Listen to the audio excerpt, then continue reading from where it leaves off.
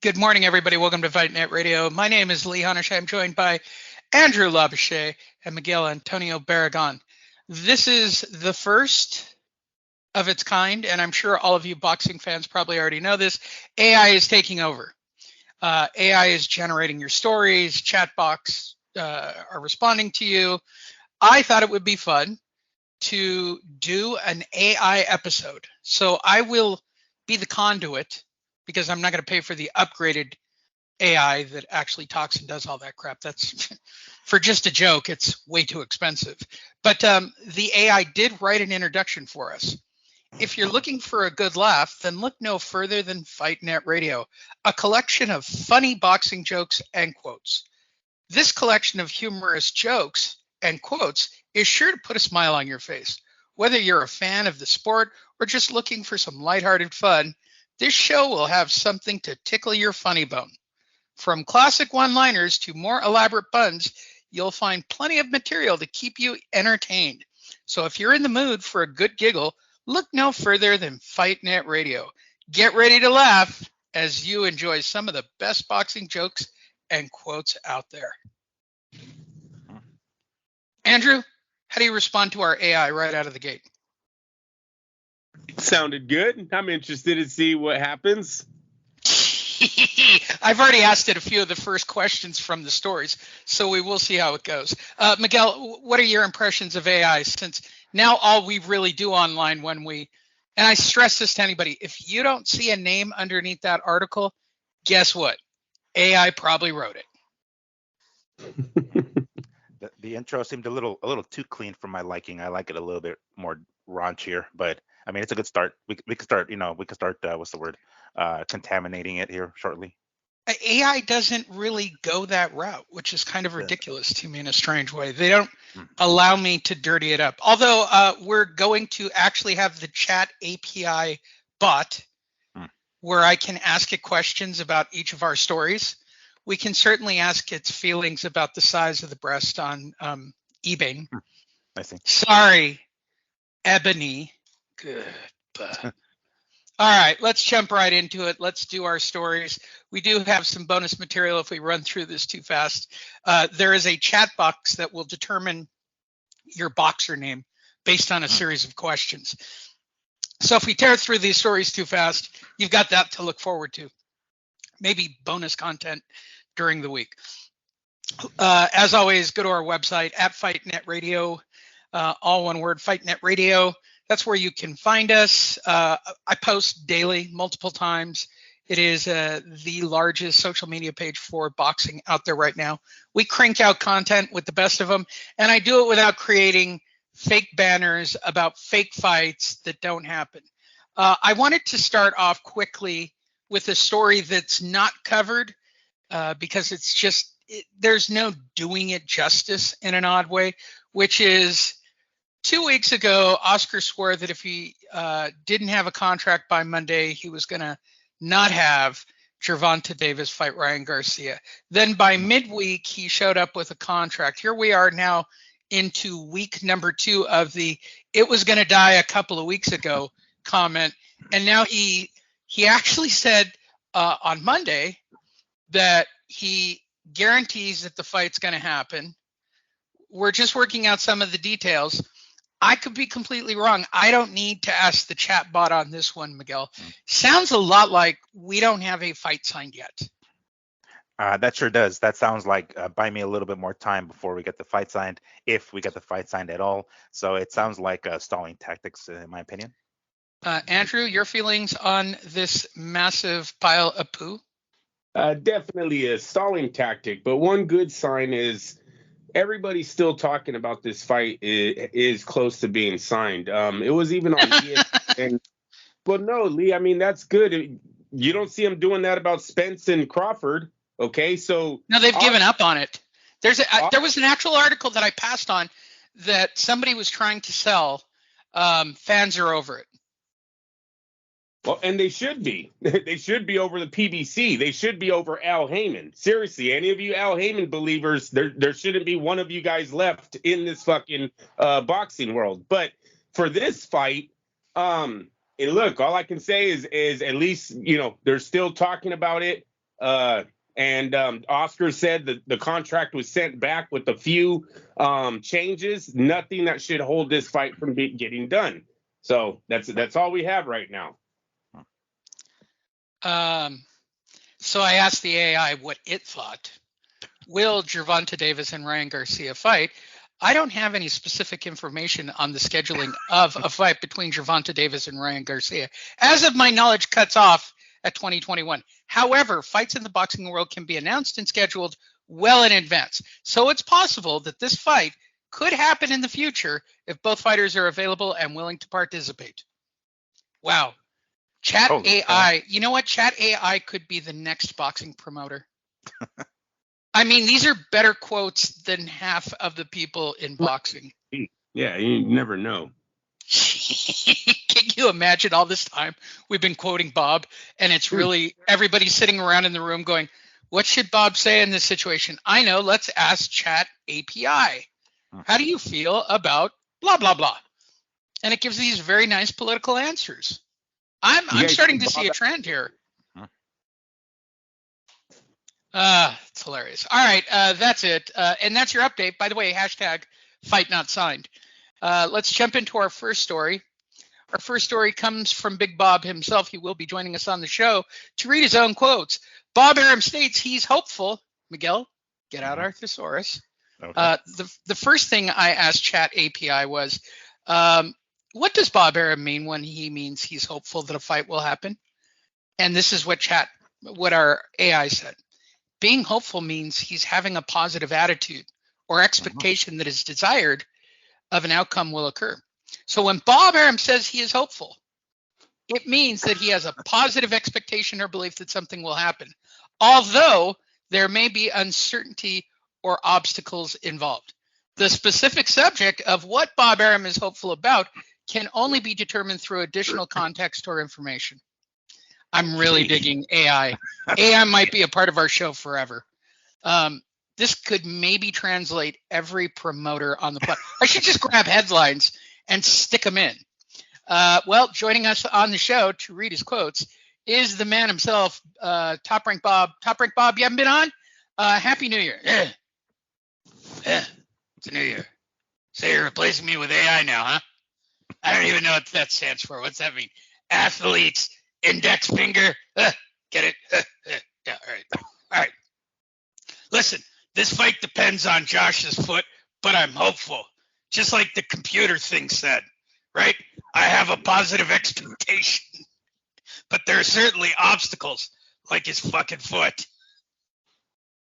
I start with you, Miguel. This is turning out way better than even I had anticipated this show. And it could be the fact that I'm drinking Death Wish cold brew. Miguel, am I going to see this fight, or should I just move on if I'm Catterall or Taylor?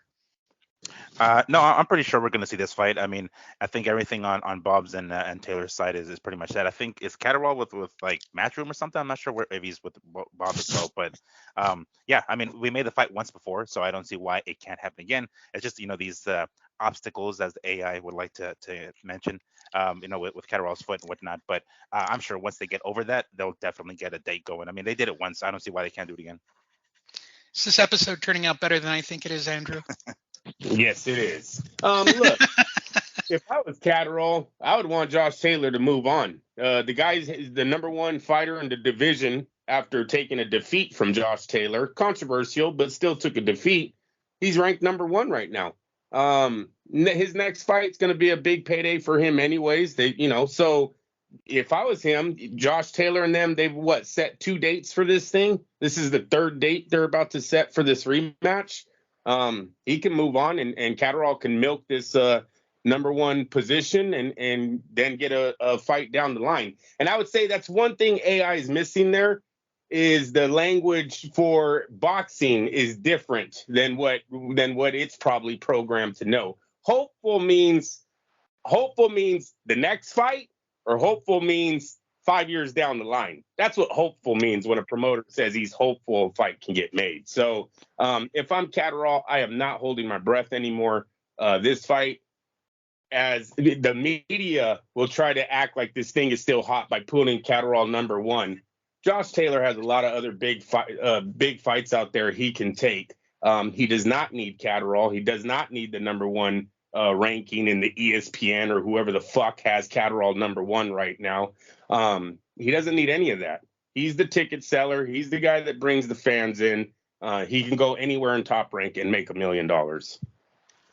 I just asked the computer, who is Lee Honish in boxing? I'm sorry, but I still don't have any information on a person named Lee Honish in the context of boxing. It is possible that this person is not well-known figure in the sport, or has made enough of a significant impact in it. Jeez. I am loving our AI reporter. God, he's ready to work at Boxing Scene. Shout out to Boxing Scene, home of AI.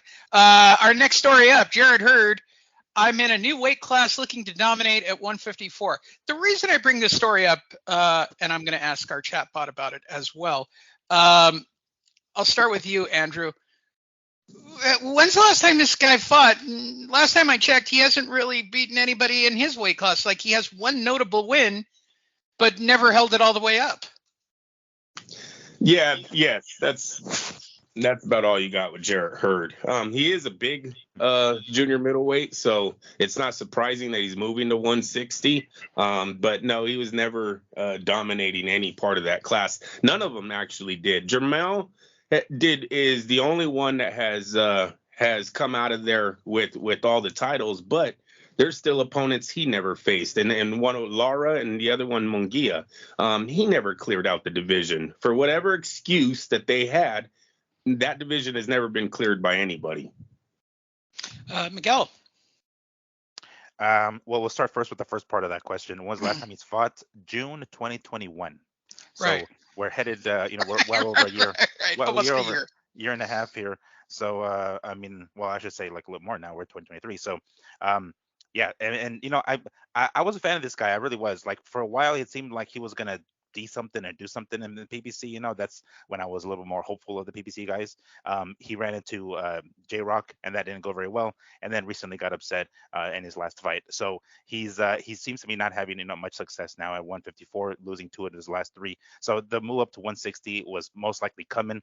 You can tell that he has these like lulls in his fights because he does tend to run out of gas. So maybe dropping down to 154 was detrimental to his his, I guess, conditioning. So moving up to 160, great. Let's see it. But again, now knowing now what we know as much about PBC as we do now, it doesn't seem like he's going to be going for the big names at 160 anyway. So, good for him. Glad that he's not deteriorating his body any further to drop down to 154. Whether or not he'd make any waves at 160 is another conversation altogether. But I'm looking forward to seeing him. Let's see what PBC can do at 160 with this guy. Well, let's ask our news. Yeah, go ahead. Basically, Miguel, you would just have to look at who the PBC owns at 160 to find out who Jared Hurd was fighting. You're absolutely right. He ain't fighting anyone. We'll wrap this story up with our newest reporter, AI. AI, what do you think? Jared Hurd is a professional boxer who has competed at the super welterweight and middleweight division. By saying, I'm in a new weight class looking to dominate like I did at 154, it seems that Hurd has recently moved up to a higher weight class and is confident in his ability to perform well and be successful in his new division, similar to his success at previous weight class of 154. However, it's worth noting that each weight class in boxing presents its own challenges and competition. So it remains to be seen how Hurd will perform in the new weight class. I am digging our new. See, that's the thing though. AI doesn't know about PBC. It needs to get on this PBC because there won't be any challenges at 160 if they fucking fight only in-house fights. We found where DAZN's been getting all of its information from. Chat AI. Oh my God, this might be the greatest thing ever. How long till this gets ripped off from us? Oh, well. Just another thing to steal from Fight Net Radio. You reporters jump right on it and have fun with it. The WBC president expects Beterbiev to face Callum Smith next, not Bivol. I'm copying the headline to ask our reporter. As I recall from this story, the WBC is not going to recognize Bivol because he's from Russia. Am I correct on that, Miguel? Oh shit! Is that what? Yeah, no, that's what this is all about. This is literally all about being from Russia. He's still in Russia. He's they're still Yeah, undefeated. here. Good lord. Bivol has not approached the WBC, Suleiman told reporters. At our last convention, we were very clear about our position in relationship to two fighters from Russia and Belarus. And that is the case with Bivol. What a fucking joke. Well, Suleiman's own country is fucking having its own problems. How dare he point the finger like he lives in a higher standard place? What a fucking joke, man. You talk about corruption, motherfucker. Look at your own office and your own fucking country. Seriously. The fuck? You guys arrested kingpins and got choppers in the air shooting at fucking cops in cities. Like, what? Oh, Russia, they're really bad though over there. Fuck out of here. This guy. Miguel? I mean, yeah, this is BS. You know, this. I guess he can't be called a world champion. It's like world minus Russia and fucking Belarus, I guess. But we knew we knew this fight wasn't going to happen immediately, right? We pretty much knew that that Bivol was going to fight what's his name, Canelo anyway. First, this is what I thought initially was the issue with this fucking was I guess the topic of this article. But wow, this is damn. I mean, I don't know. Can you get any more fucking prejudice? Jesus. Yeah, no, this is protecting Canelo. If this is about him Canelo not getting them not getting that rematch, they found a way to hide Canelo's ego, right? They don't want Canelo to come out and say he doesn't want to move up, which is a great move. I'm not knocking him. He shouldn't go back to light heavyweight. But this has to be a fucking what is the word? This has to be to protect Saul Alvarez from that fight. If he's not going to let Bivol fight for the WBC title or fight, I'm guessing Canelo's not going to fight him. Am I correct on this? What fight? Who? Bivol or who? Bivol, yes, of course. It was supposed to be a rematch in May. As I know, I haven't heard anything, but that is supposed to be the next plan. It's let yeah. Bivol The story fight currently is Canelo won't come off of September, and they were trying to squeeze in Bivol before Canelo. Right, because he had some sort of surgery on his hand or something, but supposedly there was still enough time for May. But the way Eddie Hearn made it sound, well, I mean, mind you, Eddie Hearn is not necessarily in the mix there. He's not part of Canelo, but I think he did say that he had spoken to Canelo at the time, and this was like a few months ago already, and that Canelo is looking forward towards September, and he's going to skip the May fight. So what's going to happen with Bivol in the meantime, I don't know. You know, that's not good if Canelo holds the boxing world from Beterbiev versus Bivol for another year. Look, Beterbiev's already, 35 years old? Didn't look so great in his last fight. Like, can we get these fights while they're hot? Canelo's not the hot shit anymore. And I'm sorry, his pay-per-view numbers don't even reflect that he's the hot shit in boxing anymore. The guy's, he has 2 losses and his own fan base doubting him. Let's move past his ass already. The biggest fight in the light heavyweight division, you want to bring some fireworks back to just the diehard boxing fans. Fuck the casuals right now. You make Beterbiev versus Bivol. It's the better fight. Well, Andrew, will we agree? Even though, like you're saying that like Canelo is not the shit in boxing as everybody's making him out to be, would he be the closest thing to it? Because I mean, who else besides him? Like, and we're talking about casuals in this case, obviously, because they're the ones that do also tune in, that increase those pay-per-view numbers. If it's just for the hardcore, well then yeah, I would much rather see Beterbiev and Bivol. But I mean, besides that, is there another guy that's higher than Canelo? I could almost guarantee you Tyson Fury has passed Canelo as far as being the face of boxing. Everyone knows around the world. And I can guarantee you, if Tank Davis and Garcia get signed, it does better numbers than Canelo versus Bivol, the rematch. Not the first fight, but the rematch. So, yeah, I think Canelo has fallen off here. He was barely that guy. We all got to remember, Canelo has always been barely that guy. Boxing don't like fighters that take losses, especially the loss that he took to Floyd Mayweather. He was a paper champ considered. I've always backed him, but he was considered a paper champ going into the Mayweather fight. He loses the Mayweather fight. He goes on this European tour fighting a bunch of white guys that the boxing casuals do not know. All of the Mayweather fans did not know who the fuck Canelo was fighting when he started doing all of this. So yeah, he was always barely that guy. I don't think he is the face of boxing anymore. No, sir. Well, what's important is let's hear from our safe and sane newest reporter, AI. AI, what do you think of this headline? It appears that the president of the World Boxing Council expects that fighter Artur Beterbiev to face Callum Smith in his next fight rather than Dmitry Bivol. The reason stated is that Bivol is from Russia. In boxing, the scheduling and the selection of opponents is often influenced by a variety of factors, including ranking, promotional consideration, and contractual agreements. So while the WBC president may expect Beterbiev to face Smith, the final decision on who a fighter will fight next may be influenced by a variety of factors and may not necessarily align with the WBC president's expectations. I'm telling you, Chat AI is going to be the best promoter in boxing ever. All right, Abel Sanchez on Golovkin-Munguia showdown. This is picking up, even though we have heard Dick Diddley squat out of the Golovkin group whatsoever. Let's see what Abel had to say. Now, Oscar's talked about this fight. Munguia's camp has dropped some stories online about this fight. Let's see what Abel Sanchez has to say.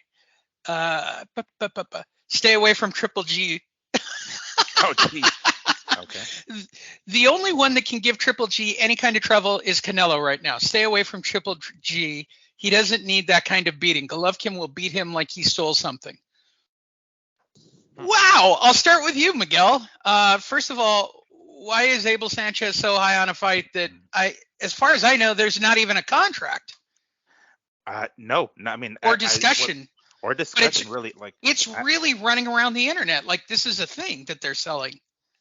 Wow. Well, this is news to me because I mean, like last I remember, what's his name, Oscar was basically trying to call out Charlo to try to get a fight with Charlo and Munguia, and I don't remember him even mentioning fucking Golovkin, so I'm not sure where this is coming from. But nonetheless, I definitely don't agree with Abel Sanchez here. And is Abel back with fucking Golovkin? What the hell? Because he's like backing him up like he's his guy again. But I don't think. I mean, I think he's wrong here. I think fucking Munguia should get in there with Golovkin and see where the hell he's at this point. I mean, the fact that we haven't thrown Munguia into the deep end yet is bad enough. Who better than to do it than with a guy who's on the way out? Who's the old lion on the way out in Golovkin. So why not make a name off of yourself? Whooping his ass on the way out. But I mean, if it doesn't turn out that way, so be it. We know where Munguia would stand at that point. But yeah, I haven't heard shit about this fight. I was totally expecting that we're going to be talking about, Munguia and Charlo in the near future, not this one. Andrew, your feelings on Abel Sanchez? Look, he's not lying. Triple G, Munguia takes a lot of punches. Triple G is one of the hardest punchers, and it was one of the hardest punchers in the sport. It's the last thing that leaves, so the power will be there. It's an excellent fight if it is made. There should be no reason why it can't be. Triple G really doesn't have an opponent that will make him as much money as Munguia. Munguia has a strong fan base. He has De La Hoya behind him. The reason why I don't think they've pushed heavy for the Munguia Triple G fight was he was never in the position to beat Triple G. So being a smart promotional company, they kept him away until obviously Triple G had his fights with Canelo. He's old as fuck now. Now you go in there and you try to take him out, sort of like how boxing, that's what boxing used to be, right? This is what happens to older fighters that stay in the game too long. Now Munguia has the best chance of beating him is today. So yeah, they've worked together. Triple G's worked with Oscar many times. I don't see a reason why this fight can't get made. I believe it was always De La Hoya protecting Munguia from Triple G, knowing damn well he was never in a position to beat him. AI, your feelings? It appears that Abel Sanchez is making a prediction about an outcome of a fight between Gennady Golovkin and Jaime Munguia. By saying Golovkin will beat him like he stole something, Sanchez is expressing confidence in Golovkin's ability to defeat Munguia and suggests that the outcome will be one-sided in favor of Golovkin. It's worth noting that in boxing, predictions and forecasts are often made based on fighter performances, skill sets, and styles, but the outcome of any fight can be unpredictable and influenced by a variety of factors, including the fighter's preparation, tactics, and in-ring performance on the day of the fight. I'm really starting to dig our politically correct AI advisor. So let's see what it thinks about this dude. So Berlanga shares his ideal 3-fight plan.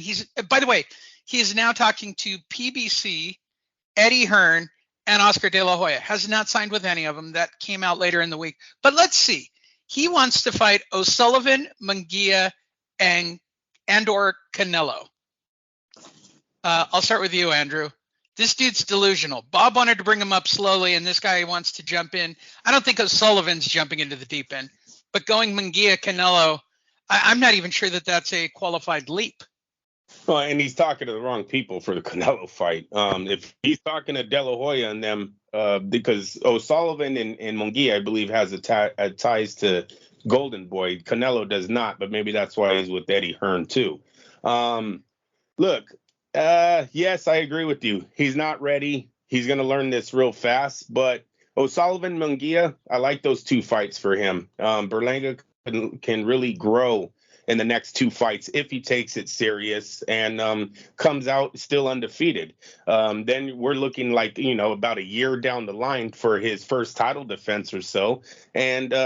And he should be, full blown in his prime at that point. It's not like he's a rookie. Berlanga is not a rookie. I think Top Rank was going to pull the plug on him anyways and get him a championship fight here soon. He was already a headliner. He has all the bells and whistles to say that Top Rank was ready to push him into a championship spot. For whatever reason, they fell through. He didn't want to work with them anymore. I heard he wants to do an OnlyFans page so people can interact and watch him train.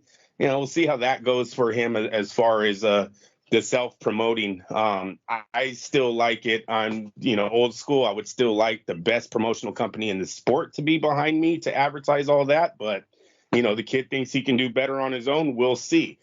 If I'm De La Hoya, if I'm Eddie Hearn, all of them are interested in this guy because, like you said, Lee, that he's not any of their fighters. He's not in any of their stables, so they would be using him as a stepping stone. I mean, a Munguia versus Berlanga match, to me, that's interesting. You have, we stick with Bob Arum, the Puerto Rican Mexican showdown there. 2 undefeated fighters there, 2 known names, from one coming from ESPN, one coming from Golden Boy. This fight is big. So I definitely would be interested if that fight got made. Miguel. I think you should probably forget about Canelo at this point and throw someone else in there. I mean, really, like I suspect that his attitude is probably one of the reasons why he parted ways with fucking Top Rank. In addition to him not looking so great in some of his most recent fights, even getting knocked down. I'm not sure if he got knocked down more than once, but I remember one particular time he was dropped. So after that, he ended up biting a motherfucker in the ring, the fight that he was winning, and Right, and he got fucking suspended and whatnot. So I think, I'm just gonna say top rank Bob. No, Bob thought was like, okay, fuck this. Yeah, this kid's we can't discipline this motherfucker, and he's not playing by the rules. So fuck his ass. Right? And I'm sure maybe I suspect maybe at some point they tried to bring this to his attention. It's like, man, come on, don't fucking tell me what to do. There was already some sort of heat there, and in irreconcilable differences, we'll say, and they're gonna split up. So I see where where Berlanga is going at with this, trying to play the field, trying to play the free agency, I guess we can call it, and see where he can land. Some of these fights seem pretty reasonable, right? O'Sullivan and Munguia, he completely forget about fucking Canelo at this point. Maybe even a Triple G for all we fucking know, right? And keep in mind, this dude, he's at 168. So if he fights any one of these guys, chances are they're going to have to go up. I'm not sure if he'd go down to 160 to fight somebody like Munguia. Munguia has fought higher before, so I'm sure he's more than willing to do the same. He's not exactly ripped at that weight division, so, and he's young, so I'm sure he can make 160 if needed, but I don't think he will. He'll most likely stay at 168. And he's a heavy hitter. Dude fucking throws, so a fight with him and Munguia would be exciting as shit because realistically, they're both vulnerable as hell. They both get hit. They're there to be hit, and they both swing for the fences damn near every fucking time. So that would be a very entertaining fight. Same with Sullivan. Only O'Sullivan doesn't exactly have the pop. But nonetheless, it's a nice plan. I like where he's going with those first 2 ones. Completely forget about Canelo, bro. Go with somebody else. Add Triple G, add fucking Charlo. Call out all the dudes at 160, but leave Canelo alone. Well, AI, what do you think? it appears that a boxer named Berlanga has shared his ideal plan for a 3-fight schedule. He mentioned 2 potential opponents in either Ryder or O'Sullivan, followed by Jaime Munguia, and then ending with Canelo Alvarez. In boxing, fighters often have planned schedules of opponents they would like to face, but this can be influenced by a variety of factors, including promotional considerations, contractual agreements, and the outcomes of previous fights. So while Berlanga may have a specific 3-fight plan in mind, the actual schedule of opponents he faces may differ based on these and other factors. Wow. It's nice having a politically correct reporter on this scene. We should start asking them like how to translate like some of Deontay Wilder's quotes. We could probably do an entire episode on that. And here you go, Andrew. De La Hoya says his top goal for 2023 is to make a Golovkin-Munguia fight. Right here. Let's see what the Golden Snowboy has to say. I'm sorry, did I say that out loud? Let's see what Oscar. Listen, bro, that's a big possibility, right? Right? Munguia and Triple G, totally, right? Like that's the fight we all want, right? Totally. I think that both guys can prove themselves in that way. I think the fight would be perfect. I think that the fight to make, I think that's the fight to make. We've already reached out to Triple G's people. I strongly feel that Jaime Munguia is ready for anybody, bro. Listen, so that's my goal for 2023. Not the Gervonta Davis fight with Ryan Garcia. It's this, bro. But first, I want him to fight Triple G before he fights anybody else. Andrew? Oh, Lee, I mean, I don't know why you're blaming Oscar for the Tank Davis-Ryan Garcia fight not being signed. You're pointing your finger at the wrong guy there. There's only one man that's been. No. I completely agree. But it's Oscar that's making all the social media noise. The fight's around the corner. The fight's on the roof. The fight jumped off the roof. The fight broke its leg. You can't blame him. You know who's holding that fight up. You absolutely know. So don't say it's Oscar. It's not. As a matter of fact, who has his fighters in better positions right now than Ryan Garcia? And it sounds like Jaime Munguia is going to get a big fight here in 2023. Okay? This is off a promoter who got Gilberto Ramirez fucking B-ball last year. Now, did Ramirez win? Fuck no, he didn't win. Is that Oscar's fault? Fuck no, it's not his fault. But who's getting the fights? Just hold off on your hate for Oscar De La Hoya, bro. He's the only one keeping our fucking sport intact right now, at least trying to get his fighters some fights. Fuck, we just talked about Top Rank. How many fucking pauses have they had on Josh Taylor since his fight with Catterall? He was a star. What, we're on our 3rd date now of being postponed? How much bullshit has Tyson Fury given us? Like, and then they lose Berlanga. Like, hold off on your hate for De La Hoya. He seems to be the only one trying to get shit done right now. Okay. Jeez, he put me in my place. No, it's fuck because I get mad. It's fucking Tank Davis. We need to keep reeling him. We need to keep reeling fucking Spence, and we need to keep going after Al Heyman. Those are the enemies of the sport right now. They are the ones that are trying to rob the bank. These guys aren't here for legacy. I'm telling you right now. Tank Davis is 5 inches shorter than Ryan Garcia, and he's fucking got like 3 inches shorter on the arms. This guy is going to look tiny when he gets in the ring with Ryan Garcia. They're going to be begging his fucking power hits Garcia and he drops him. Because if it doesn't, the haters are going to be, bro, why was he 5 inches taller than him? I didn't know that. That's all you're going to fucking hear. And Davis and them know it too. That's why they're keeping his little ass on the sidelines. Mayweather been protecting him from the very beginning. 5'5". Get the fuck out of here, 5'5". Bam, bam, bam, bam, bam. This mic drop moment was brought to you by artificial intelligence and coffee. Prove me wrong, Davis. Sign the fucking fight. Go knock him out. But to me, you look like a little boy trying to play a big man's game. Ryan Garcia is a big man at junior welterweight. You're going to be looking up all night. You better hope that power lands. Is there anything you'd like to add, Miguel? I don't want to set him off. Like we said earlier, this was kind of a shock. Like I thought, I thought De La Hoya was trying to set up something with Munguia and fucking Charlo, calling him out. And in regards to what you were saying earlier, Lee, about De La Hoya being pretty much the one on the fucking media, most of the time. He is a promoter, so what the fuck is he gonna do? And of course, he's gonna And be he does get out there drunk and talking. text a lot. He does. There you go. So we're going to see him, basically, he's going to be the loudest one, whether or not what he says is accurate as in the story. But the bottom line is, of course, it's going to be the loudest one because the dude's a promoter and that's what he's going to do now. So that makes sense that he is the one that, people look to whenever fights that, that he's involved in or his fighters involved in don't necessarily get made. Of course, he's going to be there because we obviously aren't going to see fucking Heyman anywhere because that dude, we're not even sure if he really exists at this point. But yeah, this is kind of surprising to me. I'm liking it, though. Like I said, we mentioned it earlier. We've even thrown this fight, as possibility in past shows, like well over a year now. So I'm down to make this fight happen. Hopefully it happens, and that's something they can make in, I don't know, maybe like in New York or something around the MSG or something along those lines. But hey, if this is, this one seems to be a lot easier to make than some of the other ones, right?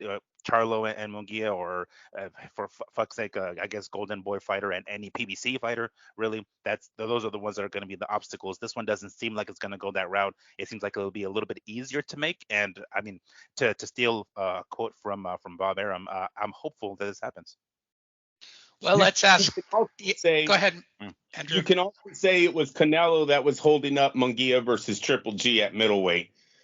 Triple G was not going to let go of that check. He had it in a contract with Eddie Hearn that he was going to get that fight, and I believe he held out until he got his damn fight.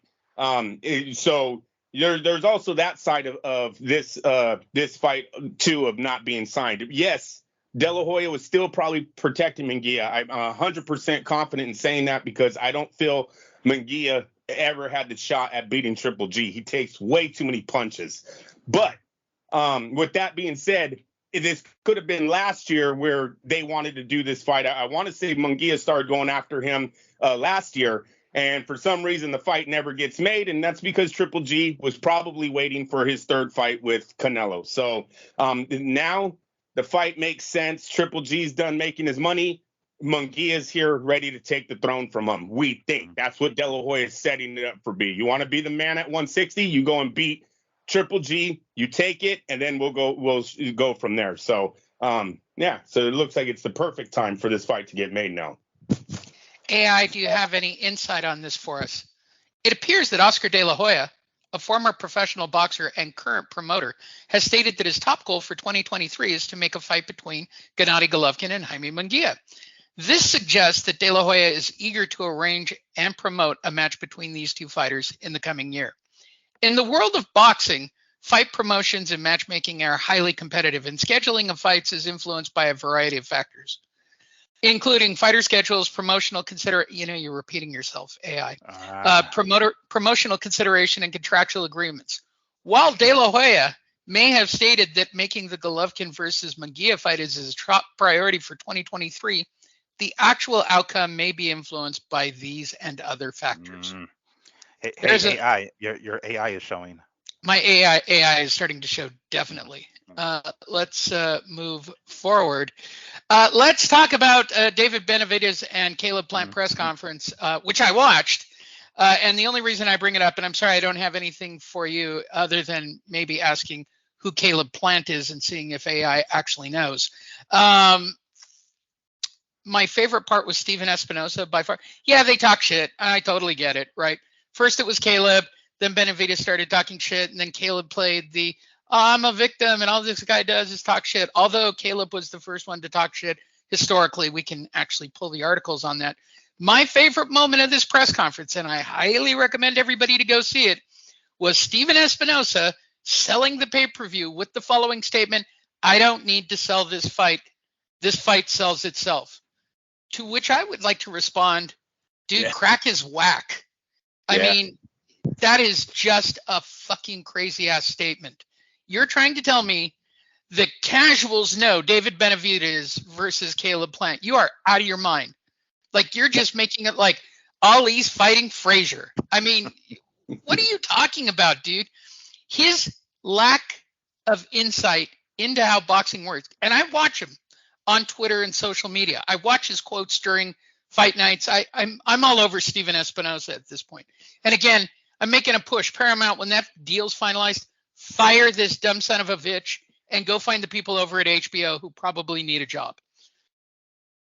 This dude's insane, Andrew. Yeah, no, look, I thought he had opened that email up when he made his speech for this fight. He was like, "Oh, we just got swallowed in by Paramount. We're done." So, yeah, not selling this fight anymore. Go fuck yourselves. Yeah, just got a fucking email that I'm gonna be in the unemployment line here soon. So no, he's probably saying like, all right, I got the emails saying how much my severance package is gonna be, so I'm good for a little bit. I'm good. I can say stupid shit at a press conference. Yeah. Oh my God, Miguel, am I wrong in thinking that he is just completely out of touch? So here's the thing. I don't see the fan base behind Plant, the PBC fan base, the way it is behind Spence and then fucking, anybody else for that matter, Wilder, Thurman, any one of those guys. Because those guys, PBC fanboys basically, they really fanboy over those people. I don't see them doing that over Caleb. However, for Benavidez, because of his influence, of him coming from Arizona, I think there's a lot more casuals in Arizona who know more about Benavidez. So, I mean, I definitely don't agree that this fight sells itself. Obviously not, right? We know that for sure. But I think Benavidez is going to have much more of a fan base going into this fight than Plant. I mean, I think Plant is from Tennessee, for fuck's sake, I think, right? So I'm not sure there's a lot of people that know. I mean, he is from somewhere white and dumb. Somewhere right. White and dumb. He lives here, and I guess people sort of kind of know him here. I mean, we know him because we're in the fucking boxing circle, but not because anything else. If this guy's walking down the mall here in Vegas, I don't think anybody's going to recognize him really. But not the case with Benavidez. So I think this is a great fight. I'm looking forward to this one too. Middleweights that should have or super middleweight, sorry, that should have fought a while back. We're finally getting it while they're still in their prime. I'm not sure if any belts are on the line. Not really that it matters at this point, but the fact that we're going to get to see this fight, I'm pretty excited about it. Still leaning towards Benavidez, and I'm sure there's going to be a lot more fan base for him here than for Plant. And then Steven Espinosa needs to fucking hit the road already. Wow, wild week. Let's move forward. Hey, a guy that we talk about in the mix with everybody else, Shakur Stevenson, earlier in the week and last week was scheduled to fight everybody else in the division, be a champion, move mountains, and was going to be signed by Bob to, take everyone out. Instead, he is fighting Tsuchiro Yoshino. I gotta call you out. I got to call you out a little, Lee. The Plant that came into that press conference with braids, gold chains, Louis Vuitton fucking jackets. You'd be all over his shit. I am the first one to say about, okay, let us rewind and we'll come back to you, Shakur. Let me just say this. I have been all over Caleb Plant and his wiggerness for quite some time. Which was never there. Never there. And now he's gone full tilt Floyd Mayweather weird, right? With you might as well have a matching leather tracksuit. I mean, you're right there. Also, and he's from America, though. Caleb, Benavidez is American. So I don't know what music he listens to. I don't know if he came up on MTV or if he came up on fucking, the Spanish channel. I don't know which one it is. But to me, don't keep that same vibe through the whole fight. Don't fucking try to switch it up. Fight night, come out with the mariachi hat and the Mexican flag, and you clearly do not look like that guy. You don't. You came out in the press conference, like Lee said, looking, Lord, like you're from Team Mayweather than Team Chavez or Canelo or anything over on that side of the border. I just want to put that out there. He's either being fake as fuck, trying to dress like this and hold this bad boy image, or he's being fake as fuck on the other side. When it gets closer to the fight time, they're like, hey, you got to get more Mexicans to buy tickets, man. Start acting like you're from Mexico now. Hey, which one is it, Benavidez? Hold the same vibe through the whole fucking fight, though, because to me, you look pretty American in that press conference, bro. You look like all the other American kids that I see. Braids and a gold, cussing on the thing. Like, what the? Who is this guy? Who's this guy? We're supposed, because like you said, Caleb Plant tried doing that. And now he's playing victim. But when did Benavidez switch it up? I'm going to start calling him Gator. Last night I was watching The Other Guys with Will Ferrell and Mark Wahlberg. Let's just start calling him Gator. He's got a gold, he's got the tracksuit, the helmet, hat, and a gold grill and a gold chain. Call me Gator. That's what he is. He's just playing the role. I don't look. I got to interview him and his family with Miguel at my side, and his wife as well. He's a very soft-spoken, and trust me, these are white Southern folk. They are white. They're whiter than my family, okay? And my family from Oklahoma is white. They're married to people like Skeeter, okay? This is white, bro. So when he does this, I just look bitchin' and Gucci. No, you don't. You look like a dipshit. You might as well wear a grill and start wearing a T-shirt that says "Call me Gator." Well, no, it was Benavidez, bro. Oh, I thought you were talking about. No, it was Benavidez. I thought you were telling me that I wasn't on Caleb Plant hard enough. No, you didn't. Yeah. All right, moving on. We missed one there. Well, I don't follow Benavidez close enough because he hasn't really registered. He hasn't fought anybody, Andrew. He hasn't. I just want Benavidez to keep the same energy. Seriously. No, I hear your point, and I apologize for not picking up on that. I was trying to think of Gator in my head and Googling shit at the same time as I'm producing the show on the fly, Andrew. I hear you. So, all right, let me talk about Benavidez. First of all, I don't know what the fucking hype's about. That's number one. Number two, everybody's talked about, everybody's avoiding Benavidez. Or is Benavidez avoiding everybody? It works both ways, but I can look at his record and tell you it's pretty unimpressive. Same thing with Caleb Plant. These are two unimpressive fighters. Now, do I think that Benavidez is a better fighter than Caleb Plant? I believe so. But to be perfectly honest, this is a I don't give a fuck fight. This is going to sell nothing. And this is why I think Steven Espinosa is so full of shit. His eyes aren't just brown, his hair is brown, and it's squeezing out of his brown, hairy ears. Okay? This fight is pointless. I would be shocked if it did more than a couple of 100,000 pay-per-view buys. Shocked. Hey, I got a question for you guys. We know historically boxers beat punchers. Is Caleb Plant isn't he a better boxer? He is a better boxer. Yes, but not by that much. Not by that much. I think this is going to be one of the exceptions. I think, what's his name? Benavidez. It's going to be a Margarito Cotto type of thing. Who can take whose punch better? I think that's what's going to happen. Both these guys are going to get hit, and I think Benavidez can take Caleb's punch a lot better than Caleb can take Benavidez. That's the route that I'm thinking. But yes, overall, I do think that Caleb is the better boxer, but kind of not by that much, really. So what that means is Caleb's ahead on scorecards, knocked out in about the 11th round. Sort of Margarito Cotto, Taylor versus Chavez, right? He just couldn't last the 12 rounds. Yeah. I just think that Caleb Plant is going to have to be much like Margarito and put concrete in his gloves. I'm just giving you my opinion. But geez, that this fight sells itself. Are you? And by the way, I'm calling out the entire internet community who make all those memes and all the posters for all the fights that don't really exist. Listen, how you guys let the Steven Espinosa thing slide, where you didn't do the little Steven Espinosa bubble on one side and the picture of the two fighters with the quote of "This fight sells itself." ... Yeah, right. Would have been a no-brainer in my universe if I was making comedy memes for boxing. And by the way, we'll go back to officially for this fight, we will officially go back to not revealing Showtime figures. We will never know exactly how many pay-per-views this sold. There's no, unless they had something remarkable. But now that they've got this disinformation thing where somebody gets a hold of numbers and go, they only sold 6,000 pay-per-views. And then Espinosa on Wednesday turns around on Twitter and goes, I don't know what they're talking about. We sold 3 million for that fight. Okay. You never release numbers. Remember, you said you don't want people to know numbers because you have to pay people, which again makes no sense. Please, Paramount, fire him, please.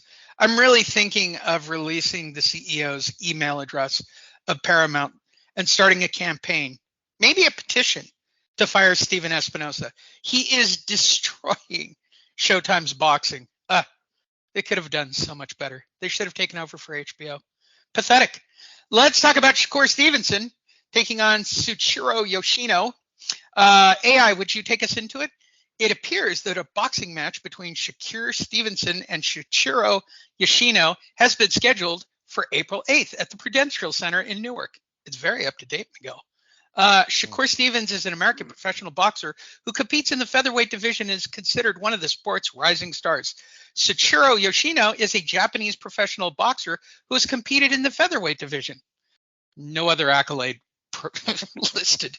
In boxing, fighters are often announced in advance and are subject to change based on a variety of factors. Good Lord. Including the fighters' schedules, injuries, and contractual agreements. The April 8th bout between Stevenson and Yoshino is a highly anticipated. Where did you get highly anticipated? Whoa. AI, you're showing your AI. Highly anticipated. Please add that to our list, Miguel. Highly anticipated. Should be right up there with hopeful. And is expected to attract a large audience. Did Stephen Espinosa write this? What the fuck? Miguel, I start with you. First of all, nobody knows Chuck Yoshino. I'm just going to call him Chuck. Chuck Yoshino. And I guess we're giving him another tune-up. So I'm going to guess it doesn't rate on the old Chubb meter. No, not at all. I mean, yes, it is great to see, a young star like Shakur back in the ring, and I'm gonna tune in, frankly, just because of that, just to see, where he's, advanced, where he's improved. This dude, Shuk Kino, isn't exactly the guy that we would go to and say, oh, hey, let's see, let's see where fucking Shakur lands, or how good Shakur is at lightweight now that he's gonna move to lightweight. It's not exactly the best measuring stick. It's really more so a type of kind of confidence builder at the weight class. I'm looking Yoshino up as we speak. Oh my god, like he hasn't fought outside of Japan like ever. Well, he fought Lancito right after the OJ trial. Oh Jesus Christ. Oh, I'm sorry, Masuki Ito. Oh, I'm sorry, I got that wrong. Yeah, that was an Asian joke. Very insensitive. But I'm gonna tune in, right? It's most likely gonna be on ESPN Plus, so of course I already got it. I'm gonna tune in to watch to see how he's looking. Like I said, he is not exactly the best measuring stick, this dude here that they're gonna stick him in there with, but they're gonna make it the main event or whatever it is, as they do. I'm gonna tune in because I want to see Shakur. Now, granted, it's not gonna be the top tier opponent, and these kind of fights tend to happen, when they start going into new weight classes and whatnot. Although these are just stepping stones. I would like to give them the benefit of the doubt and just say, okay, I'll give you a pass with this, kind of like a tune-up, whatever you want to call it, a keep me busy fight. But the next one, like, you better fucking fight a top dude in the next time around. So this is kind of just one of those keep me busy fights, pretty much. Well, shucky ducky. First of all, please change your Wikipedia photo.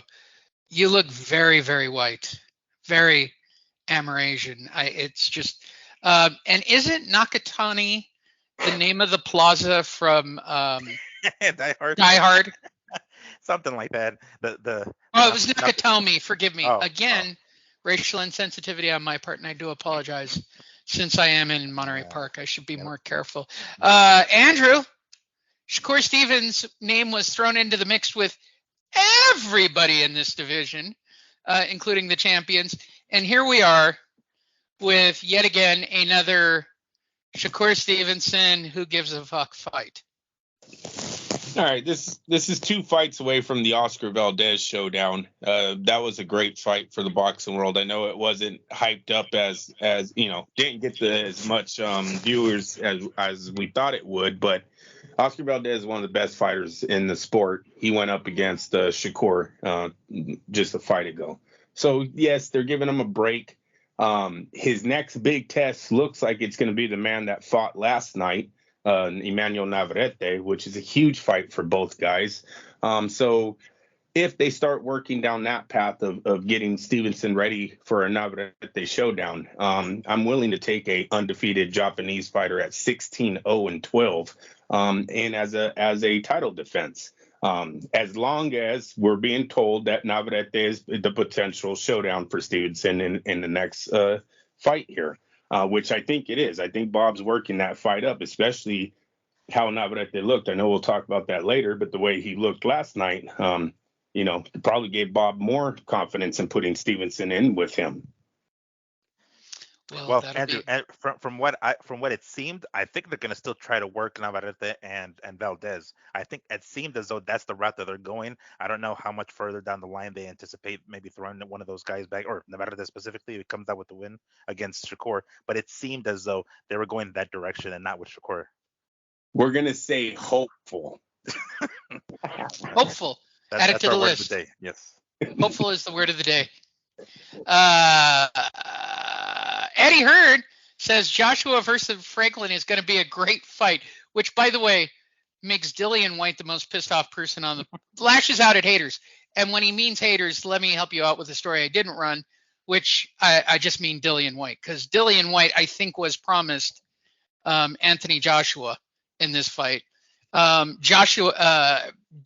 is pissed off and feels like toilet paper, which we all know that he was, and we've documented it on this show. But all right, so his first fight's going to be Joshua versus Franklin, Jermaine Franklin in Michigan, who's a contender from Michigan, promoted by Salida, who are basically the wonderful people that picked up, I think, pretty much all the MTK fighters. There must have been some kind of fire sale when MTK went the way of the dodo. All right, here's what he had to tell the DAZN boxing show. The haters go. Jermaine Franklin, oh, what a bad fight. Right. At the same time, those same fighters say that Jermaine Franklin won the fight against Dillian White by 3 or 4 rounds. But he didn't, bro. He did. Can we have a scoreboard discussion? I hate to quote Jim Rome here, but isn't it? And then he puts, fuck me. You can't have it both ways. So what? So he did win that fight. That was a great performance by Jermaine Franklin. Apparently, Anthony Joshua has no confidence. He's a shot fighter. He's finished. He's coming off those defeats and fights a guy that you said just beat Dillian White by 3 or 4 rounds. It still should be Dillian White. Tell me I'm wrong about this, Miguel. We watched that fight. We discussed that fight. Dillian White won that fight. Yeah. In the record books, it's gonna go down as a majority decision. So at least one fucking judge had it, or no, it was a majority decision means two judges had it, for as a draw, right? So that's oh wait, hold on, no, majority decision. I'm getting this confused, but I'm looking at the fucking scorecard right now, and bottom line is, what's the name? Fucking Dillian White won. Now, Dillian White is, after that ass whooping that he received at the hands of Fury, and the very nice payday, by the way, I'm sure he's, not really that fast to get back in the ring, but he has already lost to Joshua, so it's not like him getting into a ring in the rematch against a guy who already beat his ass the way Fury did is necessarily foreign to him. The fact that he came out with a victory over Jermaine is obvious that he deserves that scrap, but they're gonna. I'm not sure if that's the kind of guy they want, or at least Eddie. Is the kind of Franklin is the kind of guy that Eddie wants to put Joshua in yet. Suffering 2 defeats, and the way he suffered them against Usyk is probably the route that they're going to go after here is going to be a confidence builder. So this is the reason they went with that. The fact that this motherfucker is coming off a loss, to White, yeah, they're going to go with that guy instead. So ultimately, this is going to be one of those confident boosters. So I can see why they went that direction. I can see why, what's his name, White would be pissed off as hell. But hey, we get it. We know what they're doing. We know what direction they're going with these next couple of fights here, because he's going to need that confidence booster if he's going to end up fighting 3 times a year like he claimed he was going to say. Joshua, I'm saying. This kind of irks me when they lash out at haters. There's always going to be fucking haters, man. Just let it go. Just Jesus Christ, like, you lashing out at them is basically showing them, that they're pissing you off, that their words are getting to you. He's not in the business to be. Well, that would also indicate that they listen to the fans too. Yeah, there you go. Yeah. They don't. Can we add Eddie Hearn to the Dillian White list of people who have raw dogged him? Yeah. Shit, WBC, Matchroom, all that motherfuckers. Yeah. Go ahead, Andrew.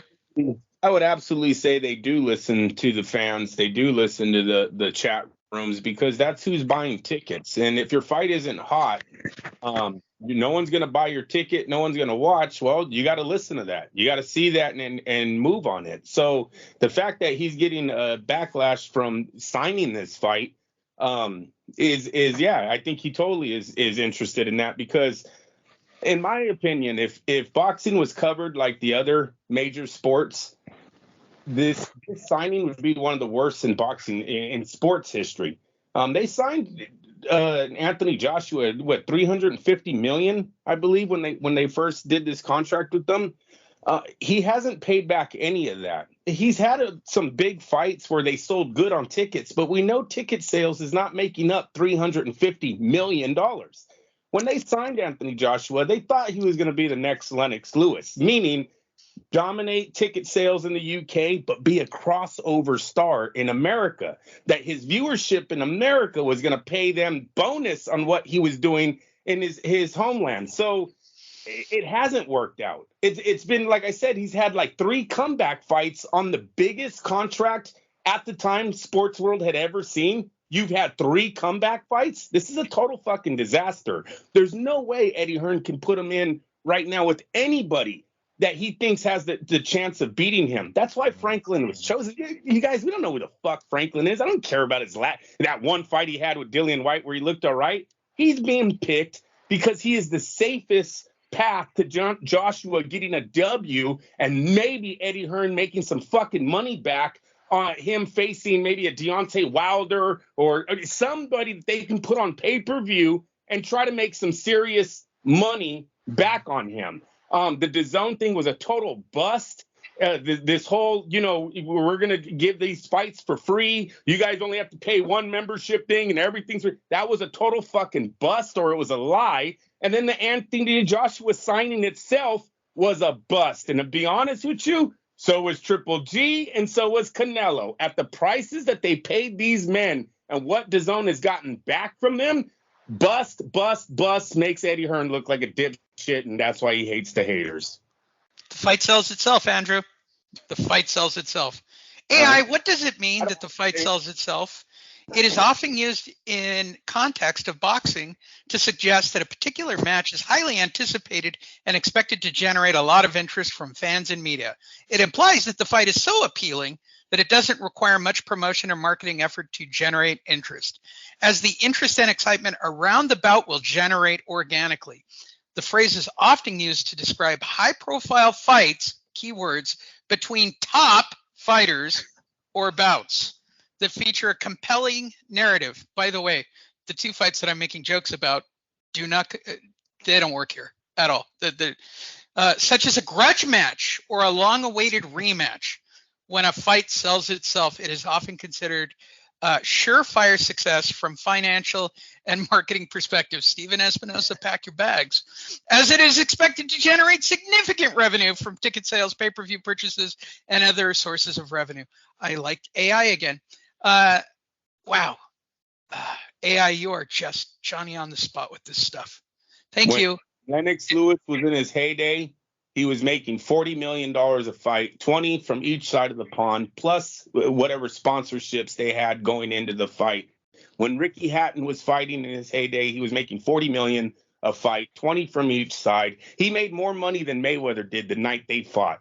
Okay, that's how big you can be when you come from the other side of the pond and you make it in America.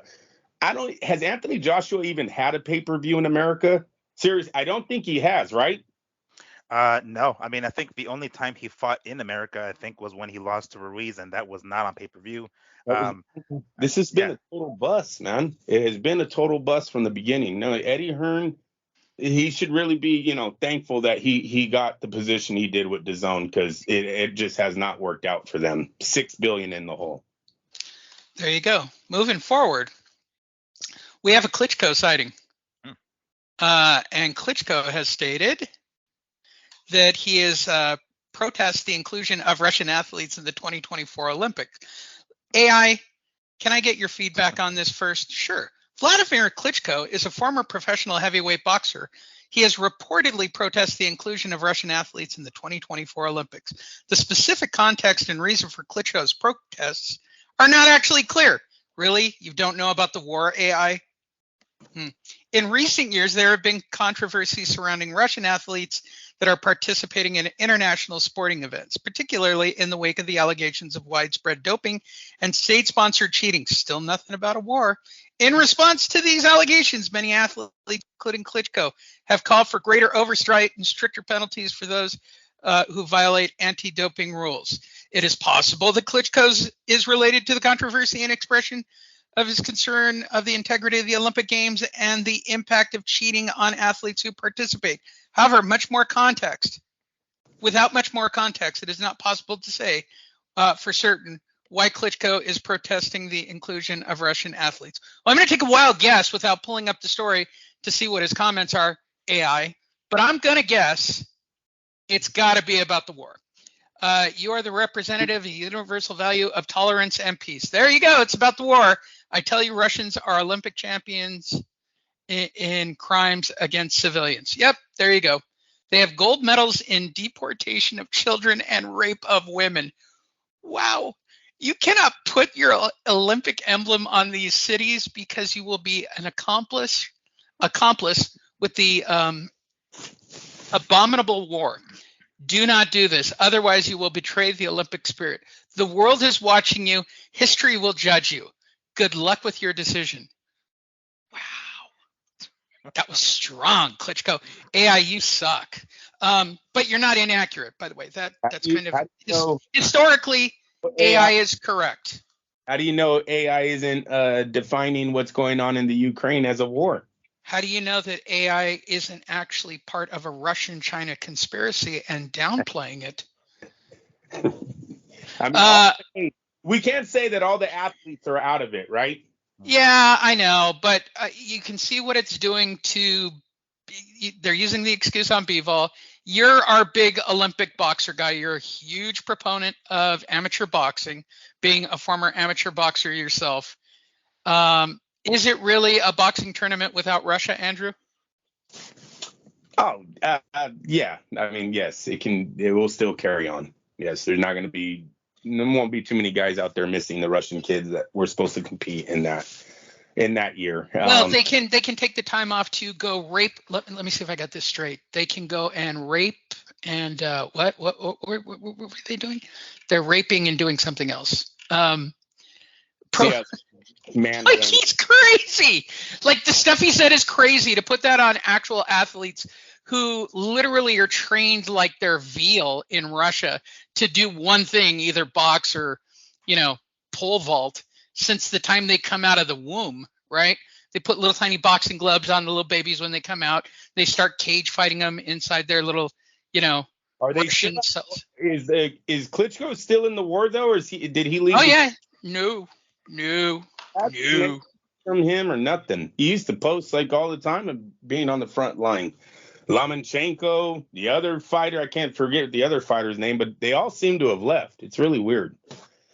Well, there we go. Well, this will leave Russian athletes more time to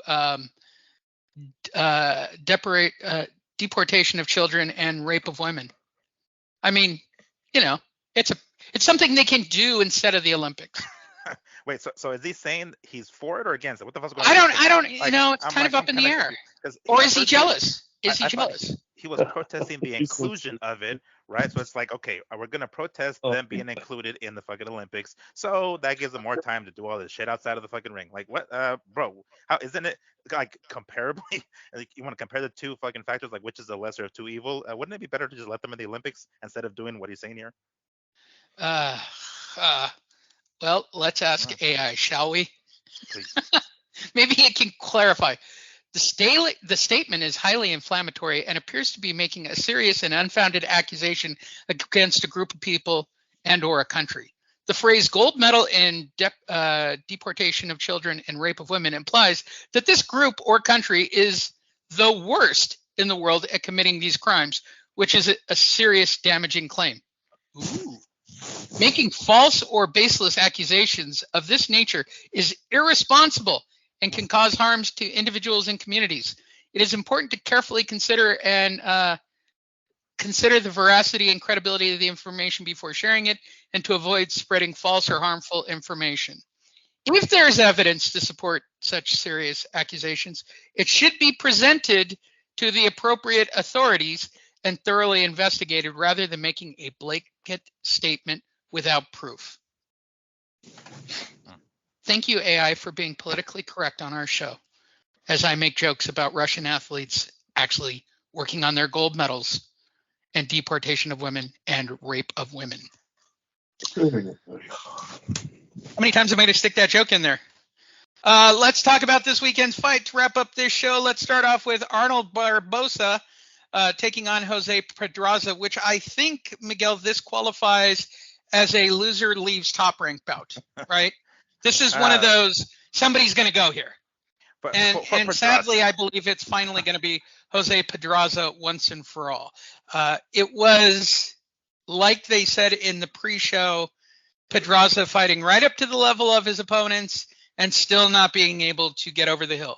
It was theorized by Dre. If they call him Dre again, I don't know if even Andre Ward is okay with them calling him Dre. It looks like it actually feels like they kick him when they go, Dre, what do you think? Listen, white guy, stop calling me Dre. Like he wants to say it, and then Tim.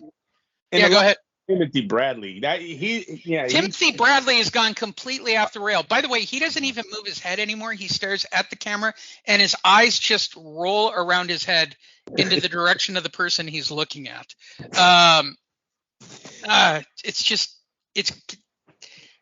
Timothy might need to have a CT scan to see if there's any head damage. I'm just saying it, and I'm only alleging it. And he is a vegan, and that could have a lot to do with it as well. So I'll start with you, Miguel. It was a boring fight. It was. I thought it was entertaining. I watched it, and I was looking. You're a diehard. Okay, can we qualify? You're a diehard in the group. Well, I like to consider myself that, but I mean, there's always going to be somebody who's going to be even more diehard than me. So, but I would like to think of myself as that. I was expecting, I mean, a better performance out of Barboza. Yes, Pedraza was a great test, and we thought, okay, well, Pedraza's gonna he's gonna test Barboza. If Barboza is able to come out of this with a victory, granted it was a unanimous decision, so it wasn't like it was. And looking at the end of these fighters at the end of the fight, it looked a lot more closer than really the judges had it scored. But regardless, they all had it for Barboza, and as did I.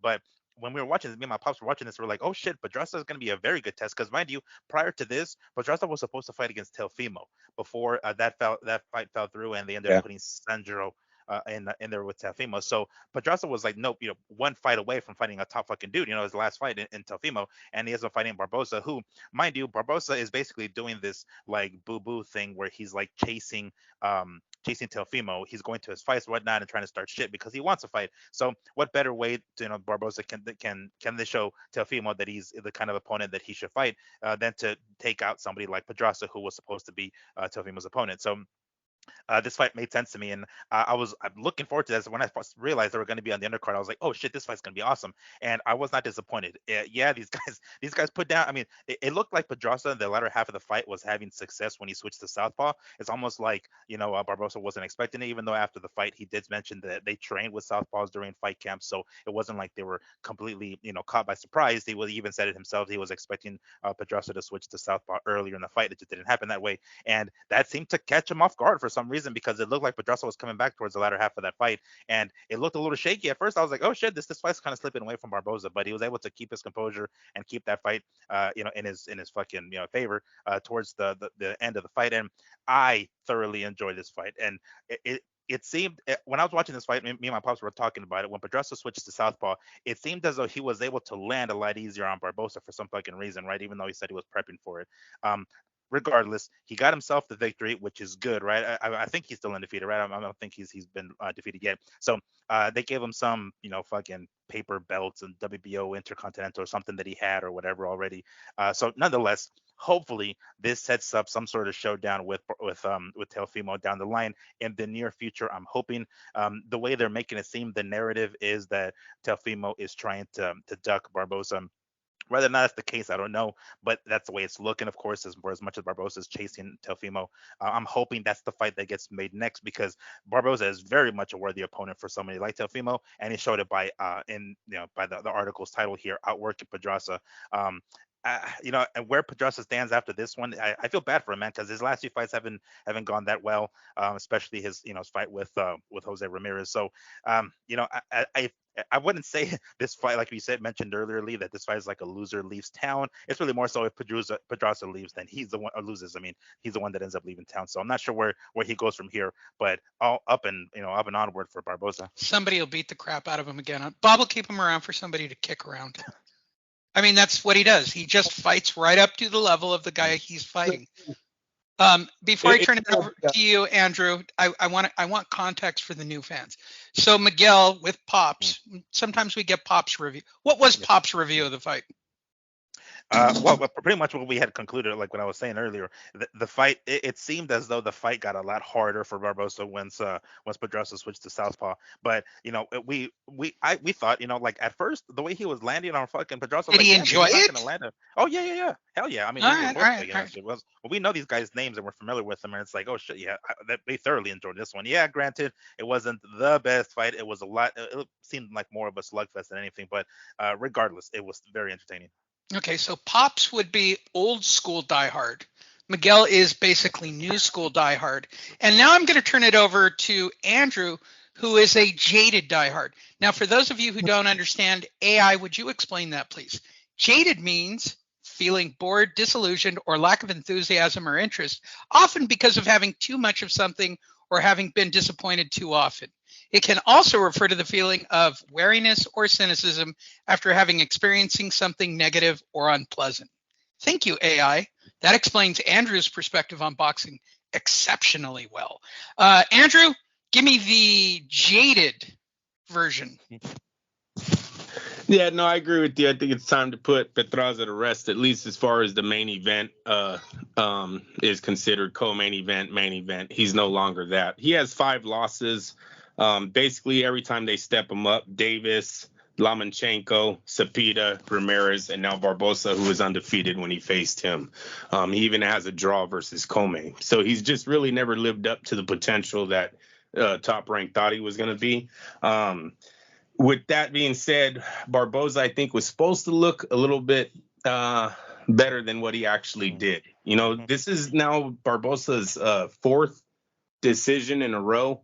It seems like as they picked up his competition, he is no longer knocking his opponents out. He only has 2 knockouts in the last 5 years. That's going to really hurt him because, technically he did not look like a master boxer.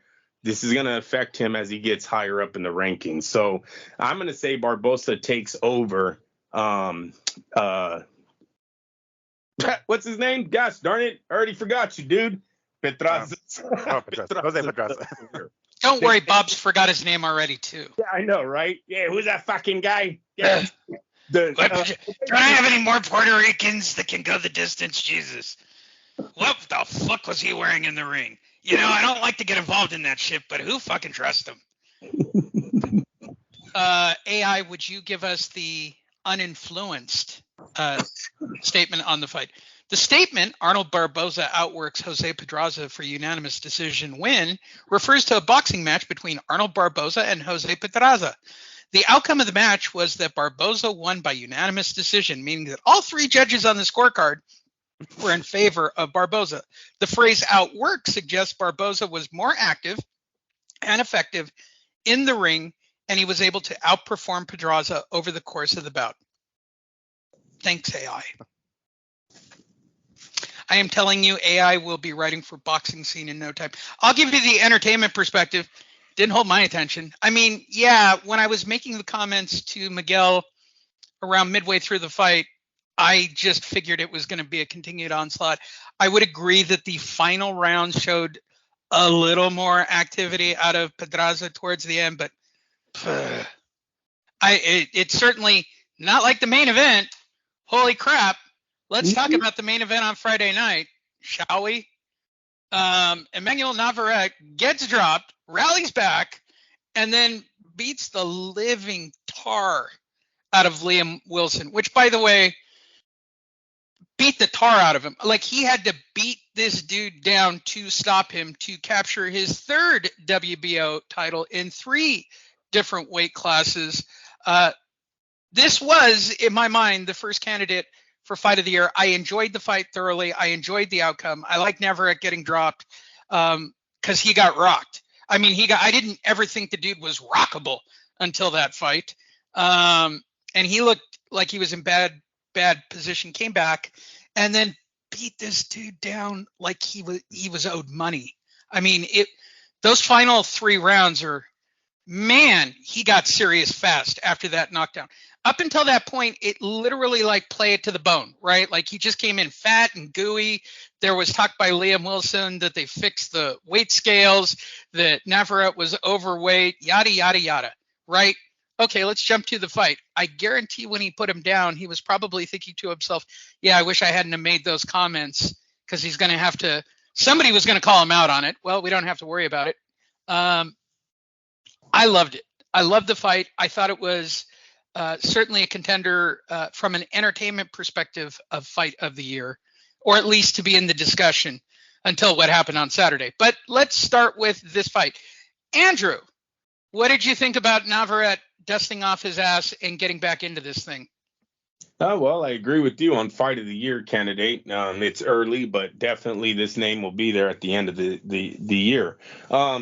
It's always great, Lee. I mean, not only was Navarrete dropped, he was hurt multiple times. Like, this looked like it was not going to end well for Navarrete, and just his will, his power, the champion in him, it all came out, man. The guy goes relentless to Liam Wilson's body. Some of the best body work I've seen put in when he was hurt.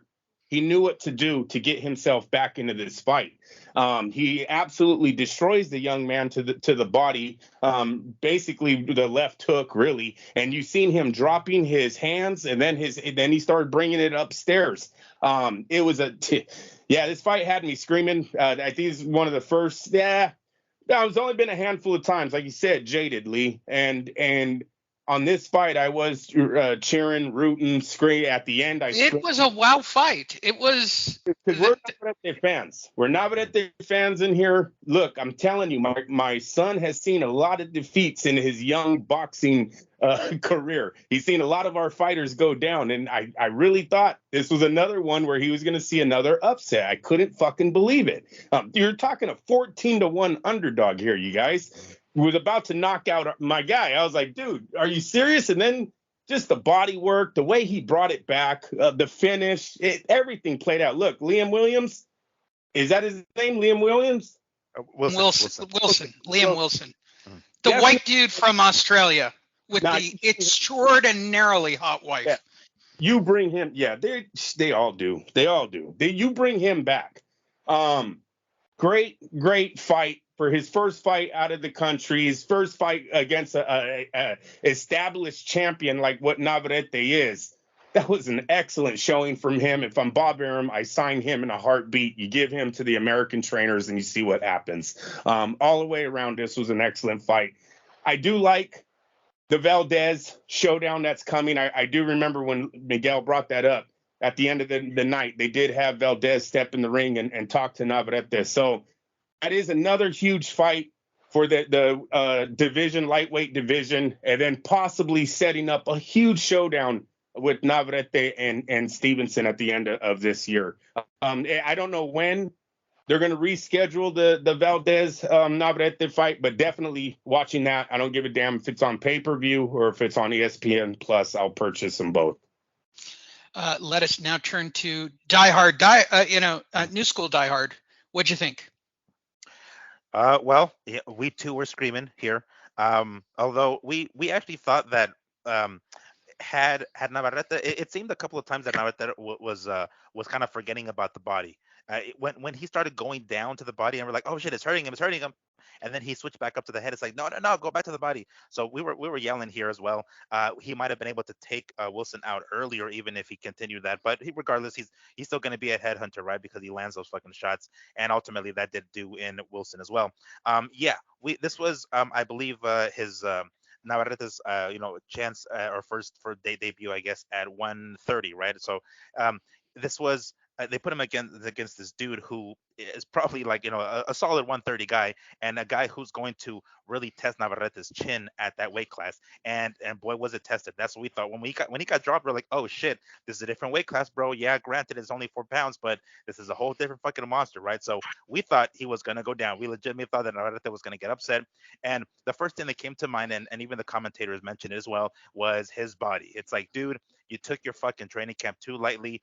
He said it countless times in previous fights how he doesn't really pay attention to his diet. He pretty much eats whatever the fuck he wants to eat and still trains the way he trains. Granted, maybe at this age he's able to get away with it, but later on in his career, he probably won't be able to get away with it, and it's going to bite him in the ass, and it damn near did on Friday night. So he got tested at 130. Granted, it wasn't with the top type of dudes, right? Obviously, this is just a test. This is getting your toes dipped in the water, so to speak, and it damn near was a disaster. So what's his name? Wilson only has 11 fights, 7 KOs out of those. So they did well in finding a guy who's going to be able to get in there with them and mix it up with Navarrete, and it was very fun to the fucking very end. As a matter of fact, I actually had to leave my house, and I'm like, fuck, I'm gonna miss this fight, and the fight ended right before I had to leave the house. So I was like, okay, phew, good for Navarrete. That was fun. So this puts Navarrete up there with they mentioned it earlier during the broadcast with Morales and Barrera and 3 weight division champions, Mexican 3 weight division champs. Granted, they're all WBO belts, and we all know WBO belts are top rank belts, but nonetheless, he's done it in 3 different weight classes, and he's done so against some pretty good competition. So he's legit. Hopefully we can get to see him in more top fights at 130 with more names and whatnot. But man, it was disaster avoided last Friday with that. I hope that scares him into place. I hope that scares him, stiff, so to speak. He's gonna be able to look back at this and be like, damn, this one almost got away from me. I should probably pay more attention to my diet and my training and not just fucking weighing it the way he's been weighing it this whole time. But nonetheless, very much exciting fight, and I would definitely rank that up. I mean, it's early in the year, but most definitely a fight of the year candidate right off the bat. I'm going to give the fight an 8 out of 10. Miguel, what say you? I think I'm gonna have to agree. Yeah, 8 out of 10. Actually, no, I'm gonna go with 9 because of the drama. Like Yeah. and one of the reasons why I love professional prize fighting is when you watch shows or movies or some shit like that, the drama, the roller coaster ride, right? The emotional roller coaster is manufactured. That's the point, right? That's what's supposed to make you do when you go watch movies. That's supposed to do that, but it's manufactured. And professional prize fighting, when shit isn't fixed, it's supposed to it's natural, it's organic, right? So when we see this shit, when we see your guy get dropped, or I'm gonna say your guy because obviously I'm of Mexican descent, so we're gonna be cheering Navarrete. So when your guy that you're rooting for gets dropped, you're like, fuck, it clocks you in the belly and kind of knocks the wind out of you, and then he comes back to win. Holy shit, that sort of nothing else does it for me in sports, which is why I'm a fight fan. So I would say 9 because of the fucking drama. Andrew? Absolutely agree with Miguel. I'm not going to go 10 because it wasn't a unified or undisputed match. If it was, it would have been a 10 out of 10. This is a straight one of the most exciting fights we've seen in a while. It was entertaining. It just was straight up entertaining. It was compelling. The champ gets knocked down by the underdog. The underdog's family's in they played the family card. They showed his wife and kids there cheering him on. He hurts him again later on in the fight. Like 2 rounds later, he hurts Navarrete again, where Navarrete actually goes down and pulls Liam with him, which I thought saved him from possibly another knockdown at the end of that round. So there was so much drama going in, and then the comeback, the absolute comeback, the combination punching, the body work. One of the first fights, look, Junior's already watched it twice. It's just one of the first fights where I'm always trying to show him when you get your opponent to the ropes, you can't forget, I want him hard on the body. That's what Navarrete does, man. He takes him to the ropes and starts giving him that business. It was that old Chavez-like business, It was a shot to the blast to him from the past for me there. Yeah, that's what had me cheering at the end of that fight. That's what boxing used to be for us when we used to watch Chavez get in that ring. To wrap it up, AI, what did you think? The article, Emmanuel Navarrete dropped hard, rallies to stop Liam Wilson in the 9th, capture the WBO title, refers to a boxing match between Emmanuel Navarrete and Liam Wilson. The outcome of the match was that Navarrete won by stopping Wilson in the 9th round to capture the WBO title. The phrase dropped hard likely means that Navarrete was knocked down or hit hard during the fight. Good job. The phrase rallies to stop Liam Wilson suggests that Navarrete was able to recover from the knockdown and eventually win the fight. Capturing a world championship title in boxing is a significant achievement and can have a major impact on a fighter's career. The WBO is one of 4 major organizations in professional boxing, along with the WBA, IBF, and WBC. And winning a title from any of these organizations is considered a major accomplishment. The outcome of this particular fight suggests that Navarrete was able to overcome adversity and rally to win the fight and the WBO title. Thank you, AI, for giving us a politically correct answer. That turns us over. Yeah, Andrew? Another thing I got to throw in there, Lee. I got to throw this in there. Go for it. It's the first time that I seen my love for the sport go into my son. Look, we were watching it together. I didn't think ESPN did a good job of just calling out Navarrete on the body work. He's showing, I'm guarantee you, Emmanuel would have been like, this body work is going to pay off in a few rounds. This body work. And I kept telling Junior that. I kept showing him. I swear to God, I know I text you guys, but I swear the round before it happened, Junior, I was like, look at his arms. His arms are nowhere where they were. It's because of the body. I keep telling him this. Junior looks at me and goes, Dad, I'll bet you $1 he knocks him out in the next round. I said, get out of here. Knock him out. All right. I said, I got you. I'll give you $1 if it happens. Dude, not only does it happen, but he drops him like 10 seconds into the round. And then my son, just the way he got excited over calling that fight right, could see that it was, as long as you keep showing your boy the love, you don't force it on him. You show it through yourself, your own actions, it'll eventually get to him. And that night, I finally found like I was getting somewhere with them, because a lot of the other times, he's asleep. I look over, damn it, he fell asleep. The main event's not even over, but not on this one. And actually, this morning, he watched the fight again. So thank you, Navarrete. There you go. Moving on to Saturday night, the co-main and the main were the actual draws. AI, will you take us through this? The article, Alicia Baumgardner drops Meckel, whatever the hell her name is, twice. Mickeldy,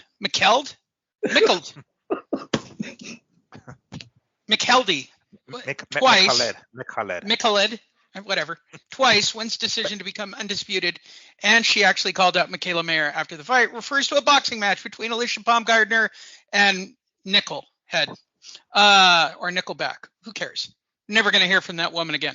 The outcome of the match was that Baumgardner won by decision, dropping Mickelhead twice during the fight. The phrase becomes undisputed suggests that Baumgardner won all major titles in that weight class, making her the undisputed champion. The phrase calls out Michaela Mayer suggests Baumgardner wants to challenge Michaela Mayer, which she's only done towards the end of this week. So they must be talking about a substantial sum of money for her to get off the whatever it was she was talking about before about not giving her a shot to.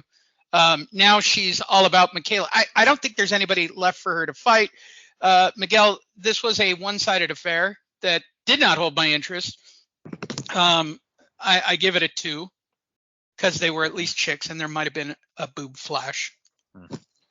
Yeah, I was going to ask you that. It didn't hold your interest with Baumgardner's caramel cakes flashing all over the map? Well, no, I didn't get any of it plopped out. I mean, I didn't have any, no. I mean, it's a 2. This was a 2. I'd give a little more credit to that. Mind you, this is not the same significance undisputed as it is for the men, but I mean, it's something. This Baumgardner is the undisputed champion in that weight class. So when we see damn it, I don't want to get into that subject per se, but it really irks me when I hear shit like people like Chris Mannix talk about, the men really they have something to learn with these fucking women, with these undefeated or undisputed title fights and unification fights and all this shit. It's like, bro, damn well there's a lot more fucking money involved than shit, and there's a lot more at risk with the men's fucking fight. So it's like it always irks me when they start going in that direction and shit. It's like, all right, you're just kissing ass. You're trying to be a fucking white knight, dude. Relax, chill with your simp shit. But it irks me when I hear shit like that, especially from somebody like Mannix. But anyway, it is regardless, undisputed champion as Baumgartner is, and when she's in the ring, she shows up to fight. Sometimes upsets happen, especially when it comes to the chicks when they get tired and they start throwing and winging punches and getting a little sloppy and shit like that. Anything could happen. So it was entertaining, at least at the very beginning. I actually thought that Baumgartner was going to be able to take McClacher out because it looked like she was going to, but ultimately she hung in there, and that was pretty impressive. I mean, she's got some fucking pop. Baumgartner's got some pop, and her opponent, I can't pronounce her name, was able to take it. Not only was she dropped a couple of times, but she was hurt later on in the fight as well, and she still hung on, and that was fun to watch. Yeah, granted it was a one-sided ass whooping, but it was really good to see Baumgartner not get discouraged. The fact that she was able to drop her and not put her away. Her corner was great. That fucking I think it was Harrison, right? I think it was Tony Harrison in her corner. That was like, bitch, you fucking relax. And he was giving her all these fucking hard ass instructions, like, don't be getting lazy. And she was getting lazy towards the middle part of the fight. So the fact that she had Tony Harrison in her corner, like really egging her on and telling her like, don't let this shit go. And it's almost like she caught her second wind in the second half of the fight and damn near finished her opponent in the latter half. So I enjoyed it. I want to give it more credit than just 2. I'm going to say maybe like a solid 5. It was fun. Yes, it was a one-sided ass whooping ultimately. So, but we're talking about the undisputed champion at that weight class. I'm hoping, I know she said it countless times already, but I'm hoping she gives Michaela a rematch because I want to see that fight. It was a close fight nonetheless, and it wasn't like it was at any point looked like Baumgartner was just whooping fucking what's her name's ass. I mean, yeah, she was kind of schooling her a little bit, but Michaela was in the fight the entire time. I would like to see a rematch. I know that once the fight ended and then soon after, Baumgartner was asked whether or not she would give Michaela a rematch, and she's like, hell no. I'm like, come on now, we just got done praising these women for fucking unifying belts, and now she's like, no, fuck a rematch, get the fuck out of here. Like, that's the biggest match you can make at your weight class. Quit fucking playing. You want a big payday, just give Michaela the rematch. Come on. Hopefully Baumgartner realized the money difference in between the two ladies and now wants Michaela back. That's what Michaela's saying, basically. Look, the fight was interesting, but I didn't like the class drop. In both fights, it seemed like there was a significant class drop in the opponents. Did not make me feel like I was watching an undisputed match, especially in the main event. That was very sloppy, but we'll get to that. As far as Baumgartner, yeah, I thought, and I did think, even though she came out with the same outfit, she tweaked it a little. It wasn't as loose, I would say, on the top side this time. More power to her. She went out there and she just performed. She still had her legs free, but it did seem a little tighter upstairs on this fight. As far as the match itself, look, there's only one fight we want to see. And matter of fact, I want to see it 2 more times, and that's her and Michaela. They're the only 2 fighters that have any market in the division. They already did it once. We know it's a great fight. We know these 2 behind the microphone, they're going to sell this fight. So let's go ahead and get this rematch on. And if Michaela wins it, darn it, I want to do it again. So that's where both of them are in their career. This needs to be their Ali versus Foreman moment. Yes. Andrew, quick question. The comment about the drop in competition, right, in class, in their opponents, isn't this kind of normal? Like, there aren't really that many, many top star women. So it's like they really had no other choice. If they weren't going to fight each other, anybody else that they fought is going to be a drop in competition, I would say, right? Because, like, I mean, realistically, there are fewer women in boxing than there are in men in boxing. So the fewer that they are, the fewer top women that are going to be there, and they can only fight each other so many times, I guess. But the fact that they weren't fighting each other, I'm talking about Baumgartner and fucking Michaela, like, anybody else they're going to fight is going to be a drop in competition, is it not? Yes, and that's why I think they need to see each other 2 more times, make their money at their peak, and then move on with their careers. They have found a gold mine. Let's mine it. You know what I'm saying? Let's not don't go, oh, we'll come back to this. Let's start digging over here. There ain't shit over there. You already found your gold. It's right here. We're gonna go and dig it out. That's what they need to do, because I don't know if I'm going to tune into another Baumgartner fight. Let me see. I'll hit record on it. Don't know if I'm taking out my Saturday to watch you versus, Right. My question would be John Wick 4 or Baumgartner highlights, Andrew. Yeah, exactly. Maybe even John Wick 3, 2, or 1 and Baumgartner highlights. In my case, the Ballad of Ricky Bobby. But I mean, it's all relative. And seriously, during those 2 fights, let's make it an all-woman card and get your best potential females that can take on the winner. Let's put them on the undercard so then we get to know them and then their next 2 fights before leaning into the winner of Baumgartner versus Michaela. All right. That'll take us to the main. Oh, Andrew, scale of 1 to 10. Oh, scale of 1 to 10. Yeah, higher than the 2, Lee. Higher than the 2, but I hear you. It wasn't. Yeah, I wasn't totally impressed, especially coming off the Navarrete fight. Come on, you guys. It was like. Yeah, it was tough. It was tough. All right. And I was watching Fedor at the same time. There was a lot going on, and there was UFC at the same time. He win? No, he lost. Hell no. Bad. Oh my God, he got crushed. Yeah, it was like a beer can. Like a beer can. In fact, I think he laid down. I think he just went in there to not get knocked out. Maybe. I mean, it was a non-event, really. He came in really heavy by his standards. He looked slow. It was bad. Now, the other fights that were on the card, and this was primetime CBS. The first fight was very entertaining. The second fight was very entertaining. I mean, 2/3 of that card were. And again, note to Steven Espinosa, what the fuck is that doing on CBS on a Saturday night? And you can't scrape together 2 decent fighters? 3 fights. All you got to do is put on 3 decent fights, and you can steal Saturday night. But whatever. Listen, the highlight that I seen come over my feed was him just laying down the gloves, and I was like, this can't be good. Yeah, no, not good. Yeah. I mean, he should have put him down a long time ago, pretty much. And at this point, it's just really, exactly. They were doing, and then this was like their quote unquote heavyweight title fight. It was more like, all right, we're gonna give you one last fucking crack. If it's over, it's over, and if you win, you're gonna retire anyway. But he should have dropped those gloves years ago.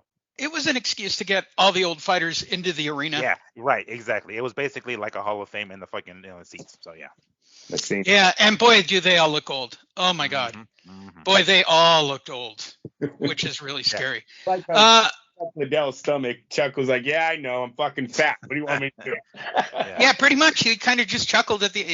No. And oddly, for as much coke as that motherfucker has done, he actually looked the best of all of them. Well, maybe not Frank Shamrock, but like his face didn't look as wrinkled as like fucking Couture's and Henderson and shit. And Henderson looked like he aged 100 years somehow. Yeah, I was like, God, good lord. But I feel like I just interviewed him like yesterday, but no. You're not looking good. Let's go to the main event of the evening and discussions for, fight of the year, which is what they were talking about it like it was a Rocky fight. And I hate to break it to anybody. It was Erica Cruz that caused her own headbutt. It wasn't Serrano's fault. Like Serrano's head was there, but it was Erica who brought it in. It was her fault. I watched it a couple of times. AI, take it away. Well, the story, Amanda Serrano beats Erica Cruz in Bloody War, becomes undisputed.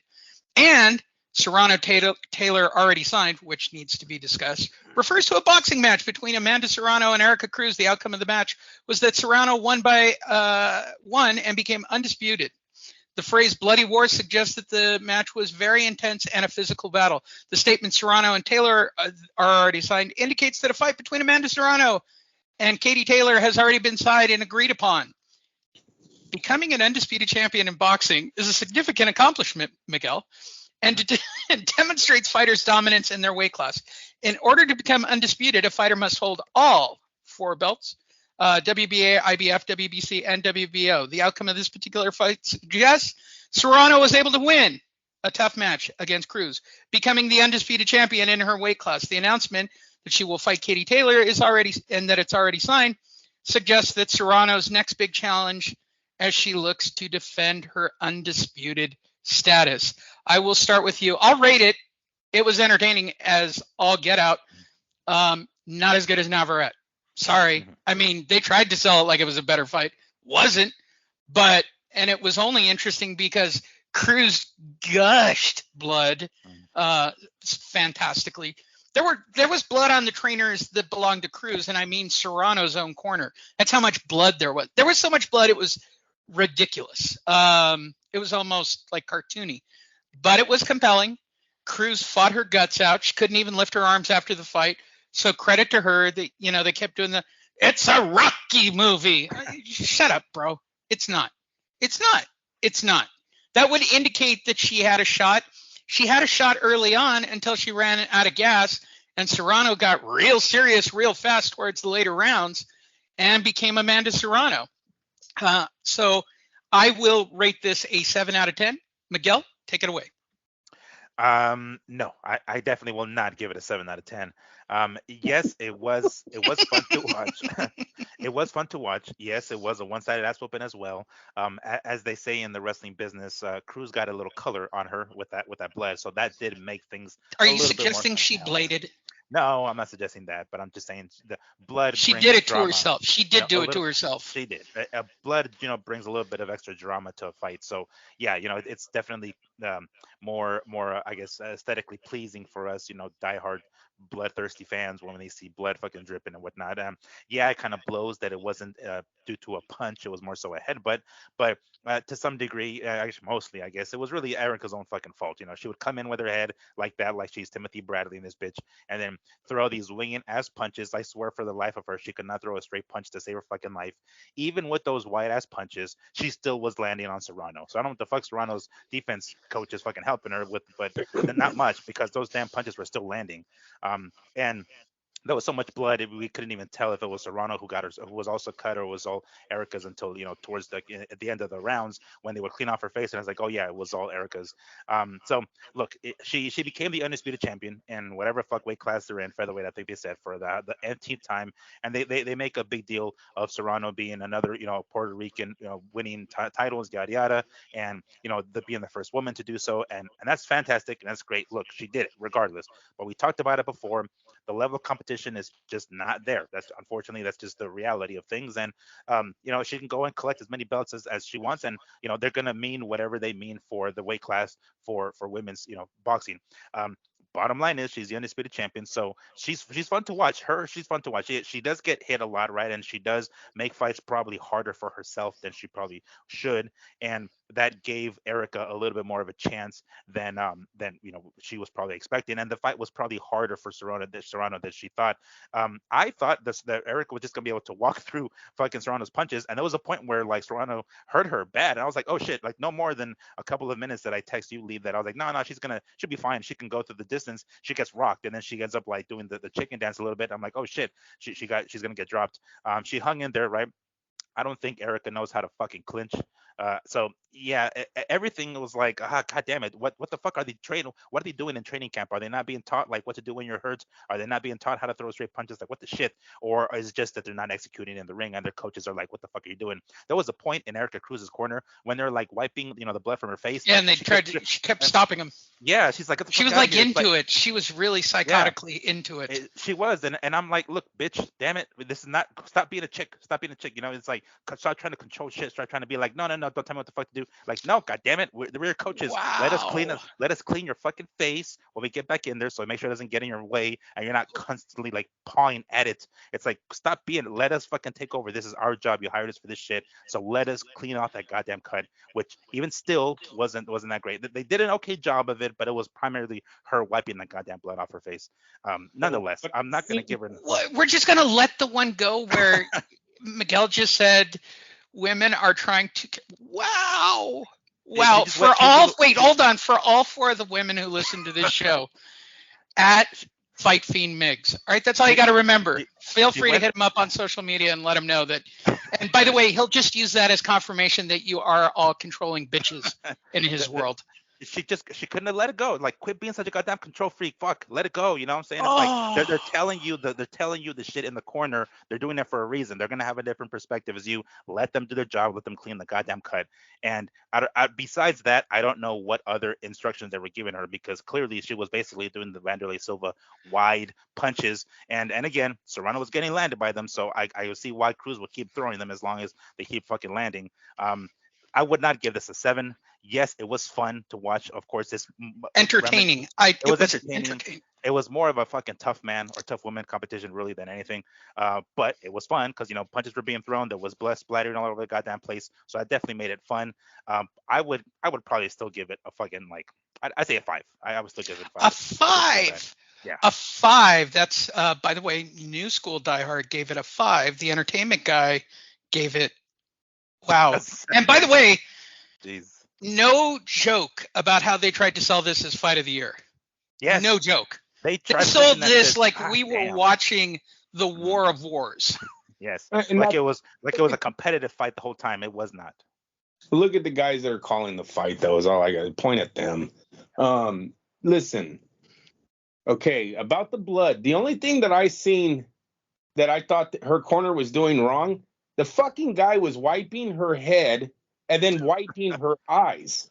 And it was like, you dick, if you were sticking Vaseline and blood on her eyelashes, you might be preventing her from seeing, or you might be making her eyelashes stick. Just that split second where she's not seeing the punches coming as good as if you weren't wiping her fucking face with the same towel that you're wiping her cut with. It was insane. Never did her corner apply fucking water on her head and then wash her face. They would just come in, oh, here, let me wipe your face. Now all that blood is all over the towel. Oh, it's in your eye.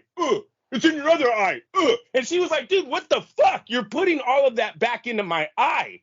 That's what I noticed the amateur move on her corner kept doing. I would have liked it if they gave her a shower with the water bottle. It was like they didn't even have enough water. Seriously, I didn't even see that girl take that many drinks of water in that corner.